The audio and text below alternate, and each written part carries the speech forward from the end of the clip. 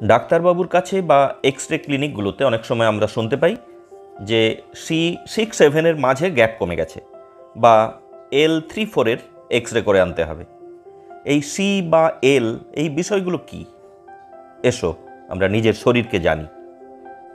এই হলো আমাদের মেরুদণ্ড বা ভার্টিব্রাল কলাম। এই মেরুদণ্ড বা ভার্টিব্রাল কলাম মোট 33টি কশেরুকা বা ভার্টিব্রা দিয়ে তৈরি।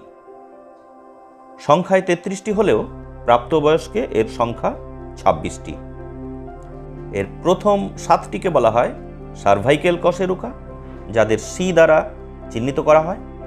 এই সার্ভাইকেল কশেরুকার একেবারে প্রথমটিকে বলা হয় অ্যাটলাস এবং পরেরটিকে বলা হয় অ্যাক্সিস। এরপর রয়েছে থোরাসিক কশেরুকা। থোরাসিক কশেরুকা সংখ্যায় 12টি। এদের টি দ্বারা চিহ্নিত করা হয়, T1 থেকে T12। এরপর রয়েছে লাম্বার কশেরুকা। লাম্বার কশেরুকা অর্থাৎ কোমর অঞ্চলের যে কশেরুকাগুলো, এদেরকে এল দ্বারা চিহ্নিত করা হয়, সংখ্যায় 5টি। এরপর আসছে স্যাক্রাল কশেরুকা, সংখ্যায় 5টি হলেও প্রাপ্তবয়স্কে এই 5টি একত্রে জুড়ে গিয়ে একটি কশেরুকাতে পরিণত হয়। একইভাবে একেবারেই শেষ প্রান্তে রয়েছে আমাদের কক্সিজিয়াল কশেরুকা। এগুলো সংখ্যায় 4টি হলেও প্রাপ্তবয়স্কে জুড়ে গিয়ে একটি কশেরুকাতে পরিণত হয়।